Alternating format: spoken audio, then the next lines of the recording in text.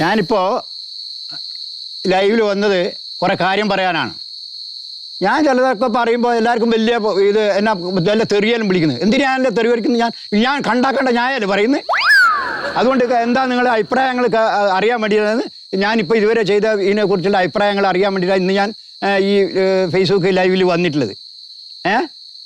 അപ്പം നിങ്ങളുടെ കമൻറ്റുകൾ എന്താണെന്ന് ഞാൻ നോക്കട്ടെ. വേറെ വല്ല പണിക്കും പോയിക്കൂടെയാണ്. നീ പറഞ്ഞിട്ടാ ഞാൻ പണിയെടുക്കുന്നത്. എപ്പം നീ പോടാ. ഞാൻ സത്യസന്ധമായിട്ടാ ഓരോ കാര്യം പറയുന്നത് അല്ലേ. ഇതുപോലൊരു ദുരന്തം ഞാൻ എന്നാ നിനക്കൊരു ദുരന്താക്കിയത്? ഞാനുള്ള കാര്യമല്ലേ പറഞ്ഞേ. സിനിമ മോശമാണെന്ന് പറയും, നല്ലതാണെങ്കിൽ നല്ലത് പറയും.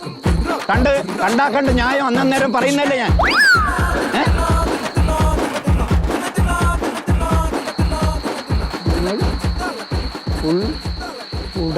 നിന്റെ എനിക്ക് പറയണ്ടല്ല. ഞാനൊന്ന് ഉടായ്പാക്കിനടാ കള്ള നമുക്കേ. ഞാനൊന്ന് ഉടായ്പാക്കിനി. ഇതൊക്കെ പറയാൻ താനാരാന്നാ? ഞാൻ നിന്റെ അച്ഛൻ ഓടാർന്ന്. ഞാൻ ഒരു സിനിമയെ കുറിച്ചും നെഗറ്റീവ് പറഞ്ഞിട്ടുണ്ട്. അതായത് മോശം സിനിമയെ കുറിച്ച് മോശം സിനിമ ആയതുകൊണ്ടാ പറഞ്ഞിനി. പോടാൻ നീ ആരാടാ പോടാന്ന് പറഞ്ഞു? നീ പോടാ പട്ടി.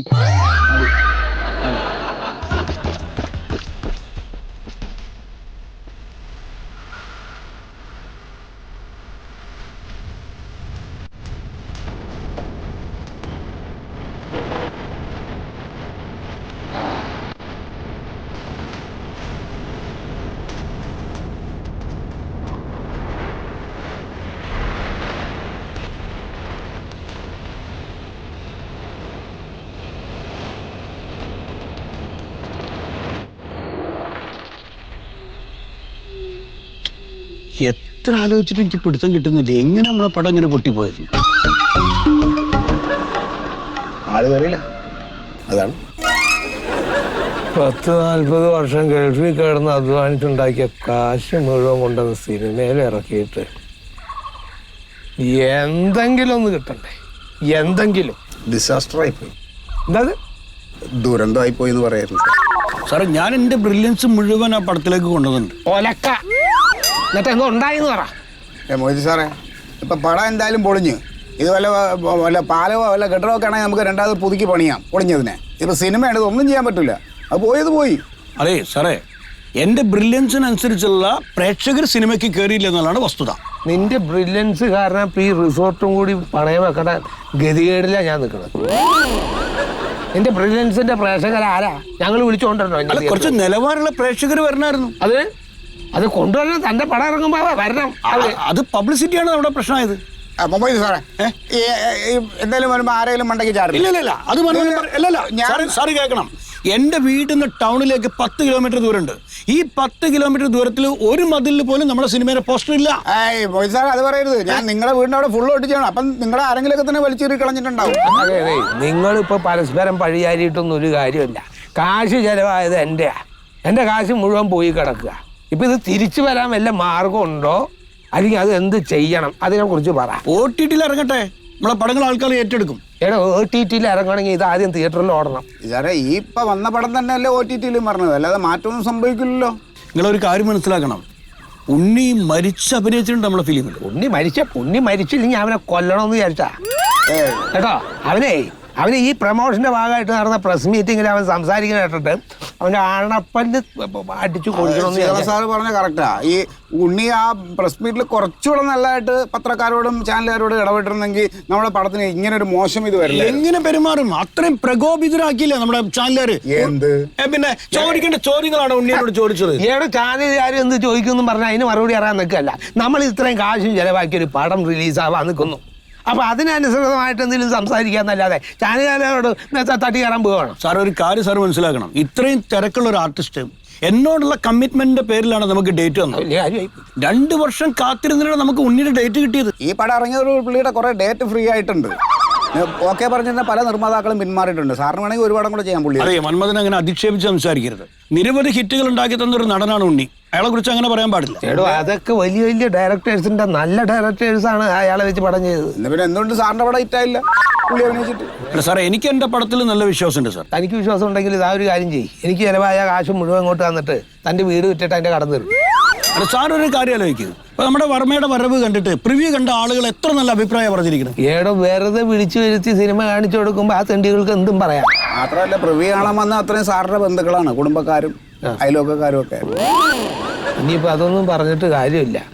ഇതിപ്പോൾ എന്ത് സംഭവിച്ചു, ഇതിന്ന് ഇനി ഈ പടത്തിനെ രക്ഷപ്പെടുത്താൻ എന്ത് ചെയ്യാം, അതിനുള്ള വഴി അത് പറ. സാർ, എനിക്ക് തോന്നുന്നൊരു കാര്യം, നെഗറ്റീവ് റിവ്യൂ ഒരുപാട് വന്നിട്ടുണ്ട്.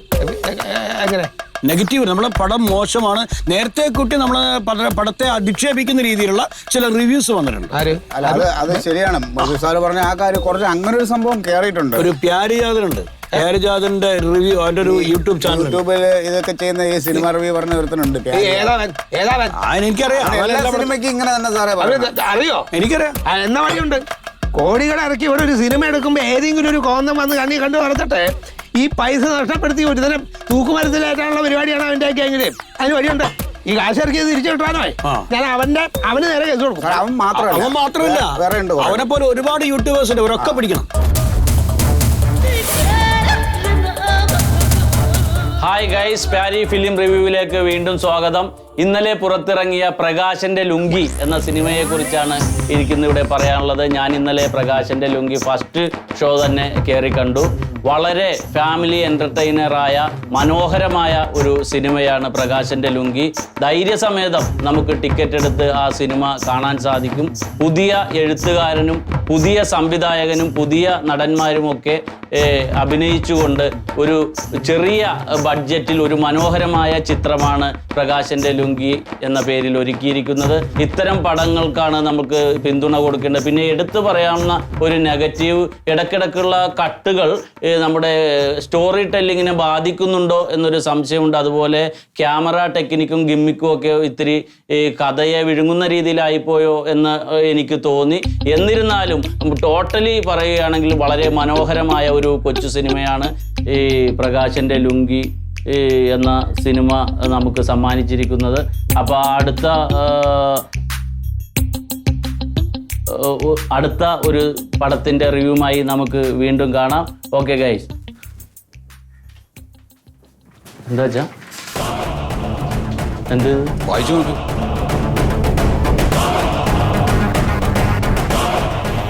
നിന്റെ ഈ വെളിവുകേട് പറയൽ കാരണം ഏതോ സിനിമക്കാർക്ക് വലിയ നഷ്ടം പറ്റിയിട്ടുണ്ടെന്നും അവർ 2 കോടി രൂപ നഷ്ടപരിഹാരം ആവശ്യപ്പെട്ടിട്ട് നിനക്കെതിരെ അയച്ചിട്ടുള്ള വക്കീൽ നോട്ടീസാണത്.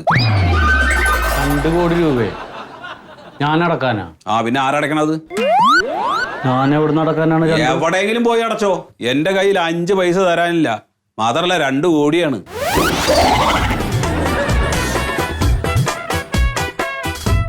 ഇതെന്ത് പെണ്ണ് കാണാൻ പോയിട്ട് പെണ്ണിനെ ഇഷ്ടപ്പെടാണ്ട് അച്ഛൻ വക്കീൽ നോട്ടീസ് വിട്ട പോലെ പോലത്.